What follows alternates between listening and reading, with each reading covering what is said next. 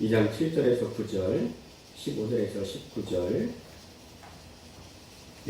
교독하도록 하겠습니다. 여호와 하나님이 땅의 흙으로 사람을 지으시고 생기를 그 코에 불어 넣으시니 사람이 생명이 되니라.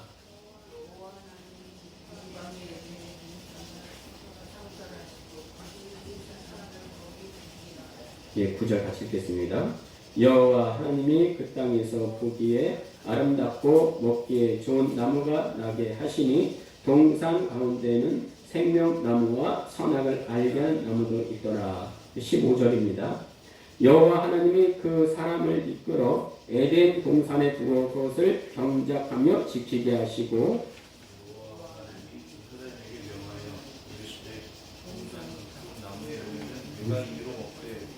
선악을 알게 하는 나무의 열매는 먹지 말라. 내가 먹는 날에는 반드시 죽으리라 하시니라.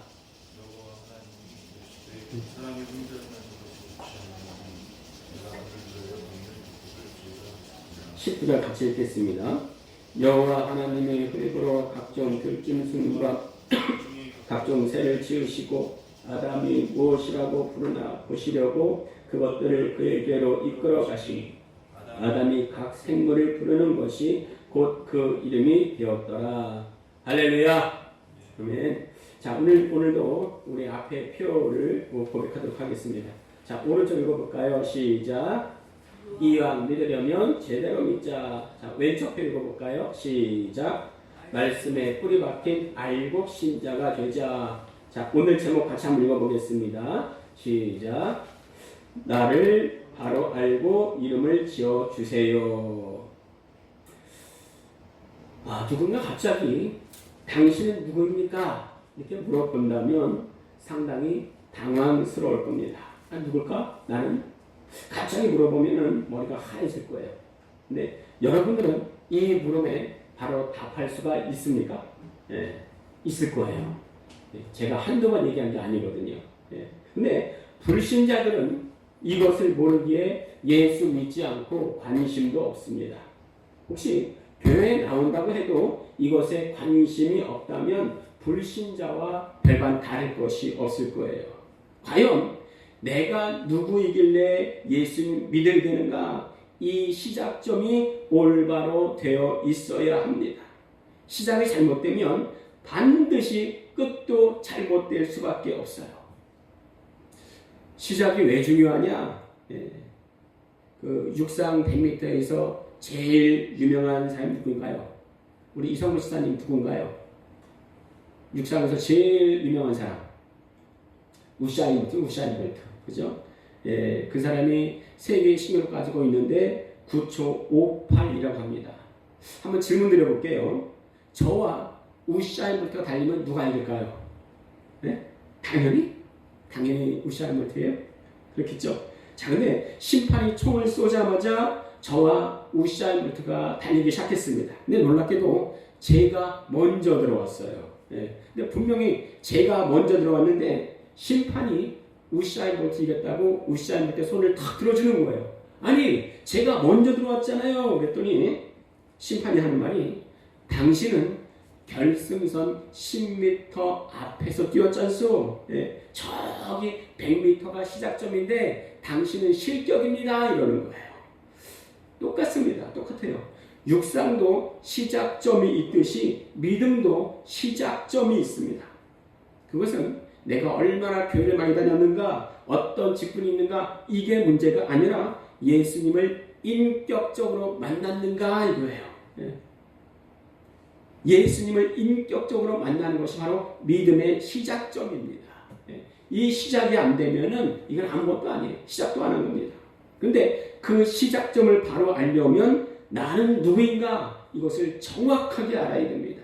내가 누군지 모르기 때문에 예수 믿지도 않고 믿어도 신앙이 흔들리게 돼요. 그 이전에 어떤 가수가 그런 노래를 불렀어요. 아시는지 모르겠는데 내가 나를 모르는데 넌들 나를 알겠느냐 한 치 앞도 모두 몰라 다 안다면 재미없지. 들어보셨나요? 네, 아시는 분들 있을 거예요. 근데 세상 노래를 들어보면요 내가 누군지 모르겠어. 그냥 시간이 흘러가는 대로 따라가는 거지 의미가 없지. 세상은 이렇게 막 소리치고 있는 것 같습니다. 내가 누구냐? 어디서 와서 어디로 향하고 있는가? 나는 어디로 가고 있는가? 그 명확한 답이 바로 성경에 있습니다. 그래서요, 성경은 보면 볼수록 더 연구할 가치가 있는 책이에요. 나 자신이 누구인가? 여기에 대한 해답은요, 창세기뿐만 아니라 성경 곳곳에 나와 있습니다. 근데 오늘은 창세기를 통해서 내가 누구인가? 내 정체성이 어디에 있는가? 우리가 살펴보도록 하겠습니다. 그 성경 전반에 흐르는 주제와 또 창세기에는 서로 간에 공통점이 있습니다. 그것은 내 시작점이 어디 있느냐 하는 것입니다. 시작이 바르지 못하면 처음에는 비슷한 것 같은데 시간이 흐를수록 목적지와 자꾸 멀어지게 됩니다. 그러면 끝이 이상해져요. 끝이 이상한 게 바로 이단이에요. 오늘 말씀 속에서 내 시작점을 바로 알아서 하나님이 원하시는 것이 무엇인가 바로 깨닫기를 간절히 축원드립니다. 한번 따라하겠습니다. 나는 누구인가? 자, 오늘 말씀을 보면 하나님께서 사람을 어떻게 지으시고 어디에서 살게 하셨고 지으신 사람에게 무엇을 원하셨는지 알 수가 있습니다. 그 처음 난 사람 이름을 아담이라고 합니다. 이름에는 다 뜻이 있어요. 우리 교회 이름이 아름다운 성산교회인데 성산교회 무슨 뜻이에요? 거룩한 산이에요. 거룩한 산. 이것을 베드로가 말을 했습니다. 거룩한 산. 흔히 이것을 변화산이라고 합니다. 예수님이 변화되는 것을 베드로가 봤잖아요. 이렇게 예수님처럼 변화되는 것이 바로 이 성산교회입니다. 또 그냥 성산교회가 아니죠. 아름다운 성산교회. 이름에는요 다 뜻이 있습니다. 모든 이름에는 다 뜻이 있는데 하나님께서는 첫사람을 지으시고 그의 이름을 아담이라 하십니다. 다시 말씀드릴게요. 그 사람의 이름엔 그 사람의 특징이 있습니다. 하나님이 첫사람을 그냥 아담 이렇게 부르신 게 아니에요. 히브리어로 흙을 아다마라고 부릅니다.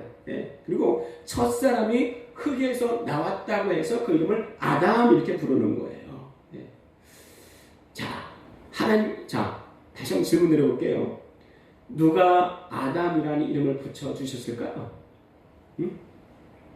당연히, 그렇죠. 당연히 하나님이죠. 그리고 생기를 그 코에 불어 넣어주시니 사람이 생명이 됩니다. 생명이 되는 것은, 생명이라는 것은 간단히 말하면 살아있는 영혼, 영원히 살아가는 영 이런 뜻입니다. 영어로는 a living soul 그렇습니다. 근데 그 사람 아담을 동방의 에덴에 두시고 모든 열매 맺는 나무와 각종 나무와 모든 것을 지키게 하시고 다스리는 권세를 주셔도. 자, 그런데 문제가 있어요. 문제가. 다 다스리게 하셨는데 뭐는 먹지 말라고 하셨습니까? 선악을 알게 하는 나무. 우리는 흔히 이것을 선악과라고 하지요. 선악과는 먹지 말래요. 그런데 또 문제가 있습니다. 이 선악과가 어디에서나 볼 수 있는 동산의 중앙에 있었다는 거예요. 사람은요 참 이상한 게 이거는 하지 말아라 이러면은 더 하고 싶어요. 엄마가 아들에게 너 이 책상의 서랍은 절대 열어보지 마. 그러면 아들이 예 했어도요 그 서랍만 보면은 자꾸 열어보고 싶은 게 인지상정입니다. 그렇죠? 하나님께서 모든 것을 다 허용하셨습니다. 그런데 선악과만은 먹지 말라 하셨습니다. 근데 먹지 말라고 하셨으면은 에덴 동산의 저 끝에 두시지 어디에서나 볼 수 있는 중앙에 딱 두었다는 거예요. 아담이 볼 때마다 하와가 볼 때마다 어떤 생각이 들었을까요? 야, 저거 볼까? 저거 먹으면 어떤 맛일까? 저기는 뭔가 신비로운 뭔가 있지 않을까? 이런 생각이 들었을 겁니다. 하나님께서 아담을 유혹하시기 위해서 일부러 아담을 시험하신 걸까요? 아니면 아담이 선악과를 따먹으면 야 걸렸다 이놈 너는 죽어봐라 이거 먹으면 죽는다고 했는데 나는 살리기도 하고 죽이기도 하는 하나님이야. 이러려고 동산의 중앙에 두셨을까요? 아니죠. 하나님은 그렇게 잔인하신 분이 아닙니다. 우리는요, 성경을 보면서 하나님의 깊고 오묘하신 뜻을 발견할 수 있어야 됩니다. 이전에 그런 말씀을 드렸어요. 우리는 교회에 와서 하나님 생각을 합니다. 참 좋은 거예요. 좋아요. 그렇지만 거기에서 멈추면 안 된다는 말씀을 드렸습니다. 하나님이 원하시는 하나님의 생각을 해야 된다는 말씀을 드렸습니다. 그 어디서 발견할 수 있습니까? 바로 성경입니다. 성경 통해서 하나님의 깊고 오묘하신 뜻을 볼 수가 있어야 됩니다. 하나님께서 동산 중앙에 선악과를 보게 하심은 내가 과연 누구냐? 과연 하나님이 누구시냐? 이것을 바로 알게 해주시는 하나님의 섭리가 담겨 있습니다. 그 이전에 분당 우리 교회에 이 찬수 목사님이 그런 말씀을 하시더라고요. 네. 어떤 학교에 정말로 자비가 많으신 선생님이 계셨습니다. 슬픈 자를 위로해 주시고 아픈 자를 싸매어 주시고 위로하시는 선생님이 계셨는데 그 선생님의 후배 중에 너무나 불쌍한 후배가 있었다는 거예요. 그래서 자기 아파트에 데리고 와서 같이 살게 되었습니다. 그 선생님의 후배는요, 마치 모든 것이 다 자기 것인 양 부족함 없이 지낼 수가 있었어요. 그런데 어느 날 선생님께서 다른 먼 곳에 가시게 됐는데 가시면서 후배에게 이런 말씀을 하셨답니다. 자, 이 아파트의 모든 것을 네가 다 사용할 수가 있다. 그런데 내가 방 한가운데에 저 상자를 둘 테니까 이것만은 절대 만지지 마라. 이러시고 다른 곳으로 잠깐 가셨다는 거예요. 후배가 그랬지만은 너무나 궁금한 거예요. 너무나 궁금한 거예요. 그래서 그 선생님이 떠나고 난 후에 그 상자를 열어보게 되었습니다. 그랬더니 그 안에 보석이 들어있는 거예요. 보석이. 옳았구나. 후배는 그것을 본 이후에 보석을 들고 집을 나가버렸습니다. 완전히 배반이고 배신이지요. 그런데 이 선생님은 왜 집안의 중앙에 그 보석함을 놓아 두었을까요? 일부러 유혹하려고요? 그것을 가져가. 내가 네 죄악성하러 그것을 가지고 다시는 돌아오지 마. 이러려고 방의 중앙에 보석함을 놓아뒀을까요? 그렇지가 않아요. 그 후배에게는 이 방의 모든 것을 네가 다 쓸 수 있어. 근데 이곳의 주인이 네가 아님을 기억해.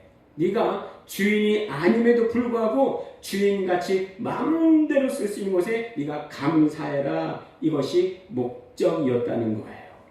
이런 것처럼요. 아담이 마음대로 살다가도 선악과를 딱 보면 내가 주인이 아니구나.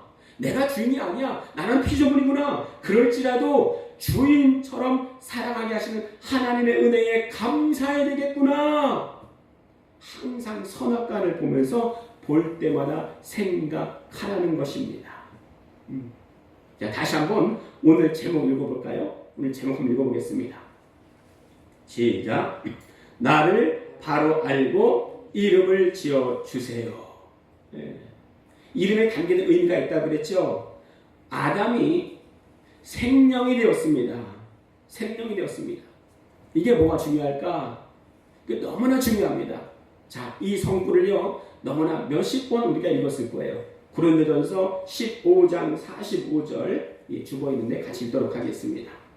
아마 이제 외우실 거예요. 하도 많이 해가지고 같이 읽겠습니다. 시작. 기록된 바 첫사람 아담은 생명이 되었다는 것 같이 마지막 아담은 살려준 영이 되었나니.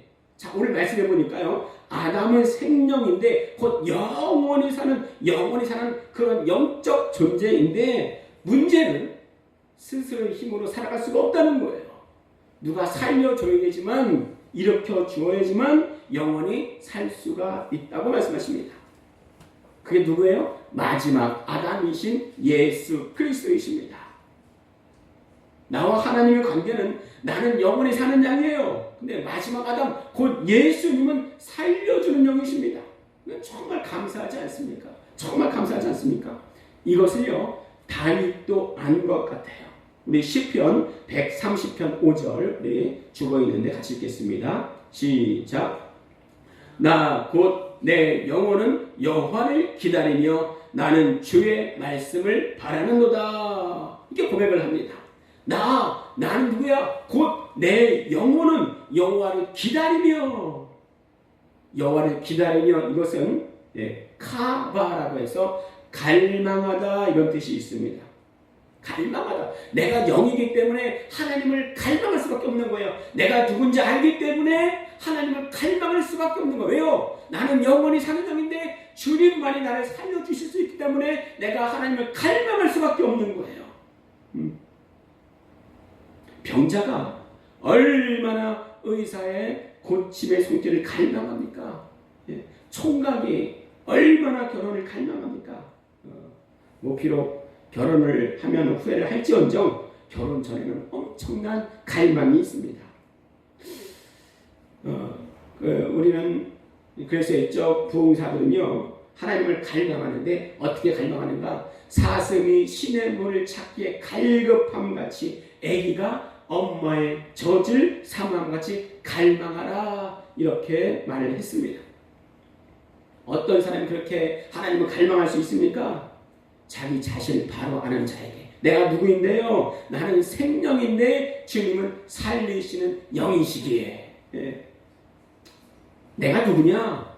이것을 한마디로 말하면요 혼을 가지고 있고 육체 속에 사는 영 이렇게 말을 할 수가 있습니다. 한번 따라해 볼까요? 혼을 가지고 있고 육체 속에 거하는 영. 이게 바로 나입니다. 이게 나예요. 그래서 내가 누구인가를 바로 알면 예수님을 믿을 수밖에 없는 거예요. 나는 누구라고요? 영원히 사는 영이라니까요. 하나님은 누구시라고요? 살리시는 영이라고요. 요한복음 6장 63절에 살리는 것은 영이니 육은 무익하니라. 내가 너에게 이런 말이 영이요 생명이라. 이렇게 말씀하십니다. 그래서 나는 영원히 사는 영이기 때문에 살리시는 하나님의 말씀을 항상 공급받아야 살 수가 있습니다. 그런데 세상 사람들은 이것을 모르기 때문에 내가 나를 모르는데 넌들 나를 알겠느냐? 이렇게 말을 할 수밖에 없는 거예요. 내 존재의 근원을 모르니까 예수를 믿을 수가 없는 거예요. 자, 그런데요. 하나님께서 아담의 이름을 지어주셨는데 여러분 아무나 이름을 지어줍니까? 혹시 아들이나 딸 다른 사람들에게 이름을 지어줬던 그런 분이 혹시 계십니까? 있을 수도 있어요. 근데 누가 이름을 지어줘요? 서로 간에 아주 특별한 관계, 아주 사랑하는 관계가 아니면 이름을 지어주지 않습니다. 저희 집에는 없는데요. 자기 애완견 또 애완고양이 또 가축들을 기르고 있는 분이 있을 거예요. 근데 그런데요. 그분들이 애완동물을 처음 샀을 때 하는 일이 뭔가 봤더니요. 이름을 지어주는 거예요. 이름을 지어주는 거예요. 이쁜이, 뽁뽁이, 귀염둥이, 나비, 페리 이렇게 그 동물들에게 이름을 지어더라고요. 이름을 지어줘요. 이름을 지어준다는 것은요. 내가 정말 그들과 깊은 관계에 있다. 내가 정말 그들을 사랑한다. 이런 말이에요. 근데 주인도 없이 담벼락을 왔다 갔다 하는 고양이들이 있습니다. 그들의 이름이 있습니까? 없어요. 왜? 그들을 돌보는 주인이 없습니다. 굳이 그 고양이의 이름을 붙여준다면 도둑고양이. 그 이름의 중요한 의미에 대해서 시인 김춘수의 꽃이라는 시가 있습니다. 제가 읽어드릴게요. 내가 그의 이름을 불러주기 전에는 그는 다만 하나의 몸짓에 지나지 않았다. 내가 그의 이름을 불러주었을 때 그는 나에게 와서 꽃이 되었다. 내가 그의 이름을 불러준 것처럼 나의 이 빛깔과 향기에 알맞은 누가 나의 이름을 불러다오. 그에게로 가서 나도 그의 꽃이 되고 싶다. 우리들은 모두 무엇이 되고 싶다. 너는 나에게, 나는 너에게 잊혀지지 않는 하나의 눈짓이 되고 싶다. 이름에 관한 너무나 유명한 시입니다. 김준수의 꽃이에요. 자, 우리도 이름을 부여받았죠. 한번 따라해 볼까요? 이름을 받았으면 이름을 지어주세요. 좀 더 크게 해볼까요? 이름을 받았으면 이름을 지어주세요. 자, 근데 오늘요, 창세기 2장 19절에 보니 아담을 사랑해서 아담에게 이름을 지어주신 분이 아담에게로 각종 들짐승들과 각종 새를 이끌고 오셔서 이름을 지어주라 이렇게 말씀하십니다. 자, 이름을 지어주는 것은 뭐라 그랬어요? 너는 나와 굉장히 깊은 관계에 있어. 나는 너를 사랑해. 나는 너가 너무 좋아. 너를 보면 너무 흐뭇해. 이런 사람이 이름을 지어주는 거예요. 이런 사람이 다른 사람에게 또 사람에게 또 짐승들에게 이름을 지어줄 수가 있습니다. 아담의 이름을 지어주신 하나님께서 친히 각종 들짐승들과 공중의 각종 새를 아담에게로 이끌고 오셨다 말씀하세요. 이끌고 오시면서 하나님 어떤 생각하셨을까요? 야, 오늘 스케줄은 이거야. 오늘 이것은 너의 할 일이야. 아무 생각 없이 아담에게로 오시지 않았을 것 같아요. 사람처럼 표정이 있다면 이런 표정을 하셨을 것 같아요. 야, 내가 아담을 사랑해서 이름을 지어줬는데 아담도 그 사랑으로 각종 새들과 짐승들에게 이름을 지어줄까? 야, 뭐라고 지어줄까? 아담의 표정은 궁금한데 사람의 언어로 말한다면요 막 이렇게 설레는 그런 마음이 있지 않으셨을까 생각됩니다. 자, 그런데요, 하나님의 관심은 아담이 생물들의 이름을 짓는 것보다 이름을 짓는 아담에게 더 관심이 있었던 것 같아요. 그렇죠? 짐승들에게 더 관심이 있었다면요 이 책의 성경책에 짐승의 이름으로 가득했을 겁니다. 그런데 우리가 더 잘 알아야 되는 게요, 하나님께서 이 짐승들의 이름을 지어봐라 말씀하시기 이전에, 아담에게 이끌어 오시기 전에 아담에게 하셨던 말씀이 있습니다. 창세기 2장 18절 같이 읽겠습니다. 창세기 2장 18절 시작. 여호와 하나님이 이르시되 사람이 혼자 사는 것이 좋지 아니하니 내가 그를 위하여 돕는 배필을 지으리라 하시니라. 여러분, 이게 목적이에요. 여러분, 동물들의 이름 지어서 뭐 할 건데요? 이 목적을 이루기 위해서 아담에게로 못 짐승들을 이끌고 오십니다. 그 목적이 뭐라고요? 짐승들은요 다 짝이 있어요. 다 짝이 있습니다. 그런데 그 짐승들을 보면서 아담은 자기의 결핍을 느낍니다. 야, 다 짝이 있는데 너는 없잖아. 내가 그 마음 알아. 내가 너의 필요를 알아. 내가 네 이름을 지어줄 만큼 너를 사랑하잖아. 아담의 결핍이 뭐였어요? 다 짝이 있는데 아담만 없다고요. 아담만. 그 결핍을 보게 하시려고 짐승들을 불러 모으십니다. 그리고 아담의 결핍을 해결해 주시는데 그 결과물이 뭐예요? 하와입니다. 하와예요. 그리고 하나님이 아담에게 이름을 지어 주었듯이 처음 여자에게 아담이 그 이름을 지어줍니다. 여자라.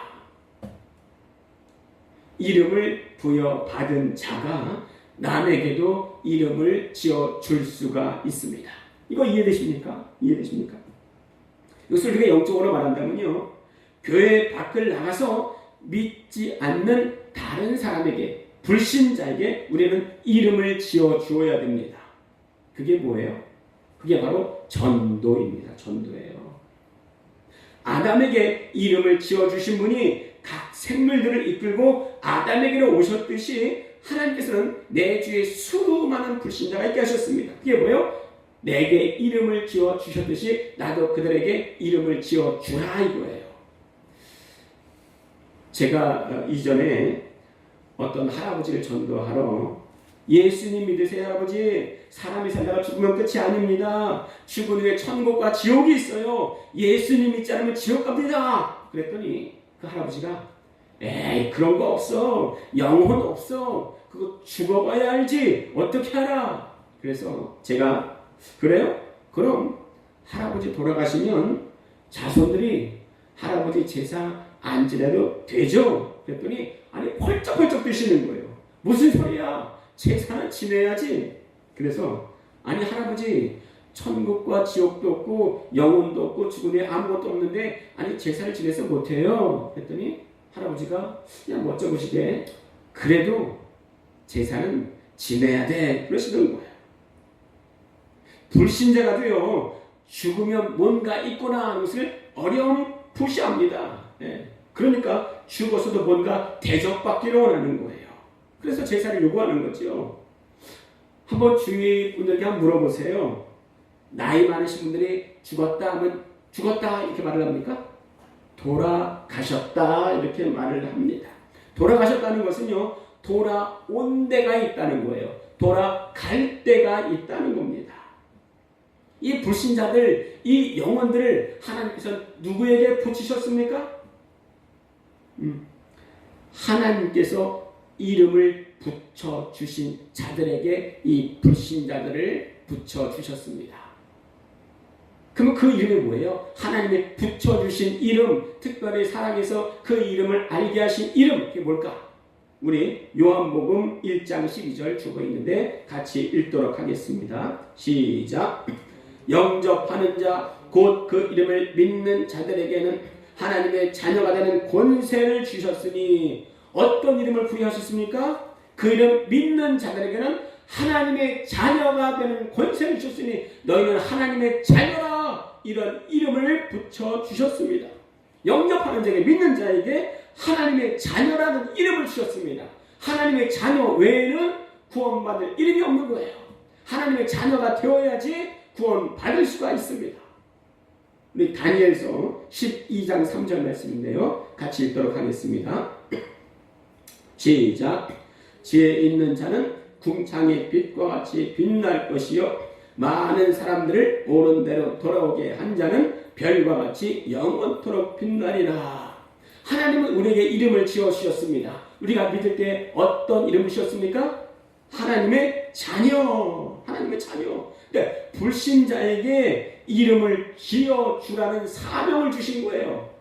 그게 뭡니까? 그게 전도예요. 전도.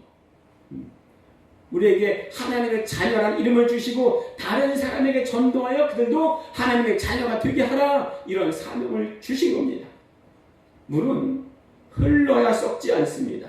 아무리 좋은 물이 흘러들어왔어도요 흐르지 않으면 죽은 바다 곧 사해가 되는 거예요. 내게 하나님의 사랑이라는 물, 하나님이 부여하신 이름이라는 그 물이 들어왔습니다. 그렇다면 이제 우리가 다른 사람에게로 나아가야 됩니다. 이게 전도예요. 이게 전도입니다. 쉽게 말하면 전도가 뭐예요? 그리스도인이 아닌데 그에게 복음을 말해주어서 그리스도인이라는 이름을 갖게 해주는 겁니다. 이게 전도예요. 그러나 내가 전도를 하고자 해도 내가 하나님 앞에 어떤 사람인 줄 모르면 전도할 수가 없습니다. 그래서 오늘 제목을 나를 바로 알고 이름을 지어주세요 이렇게 붙인 거예요.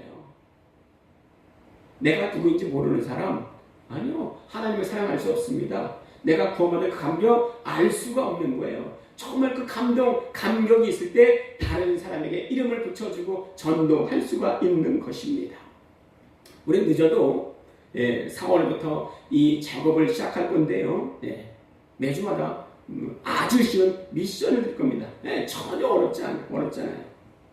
우리 전도해야 됩니다. 내가 하나님부터 구원받았다면 하나님으로부터 정말 새로운 이름을 부여받았다면 하나님의 자녀라는 그 이름을 부여받았다면 다른 사람에게도 이 말씀을 복음을 증거할 또 자격이 있고 또 권리가 있고 의무가 있는 것입니다.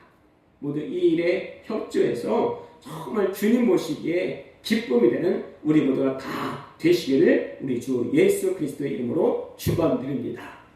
함께 기도하겠는데요. 첫 번째는 우리는 하나님부터 이 이름 받았습니다. 구원받은 자, 하나님의 자녀, 그리스도인, 그 받은 바 이름에 합당하게 살게 하시고 그 이름을 모르는 자들에게 주의 구원의 소식을 알리는 자 되게 하여 주시옵소서. 두 번째는 우리 교회에 들어오는 자마다 평안을 얻으며 성령으로 충만하게 하여 주시옵소서. 우리 주여 한번 부르시고 함께 통성으로 기도하겠습니다. 주여 살아계셔서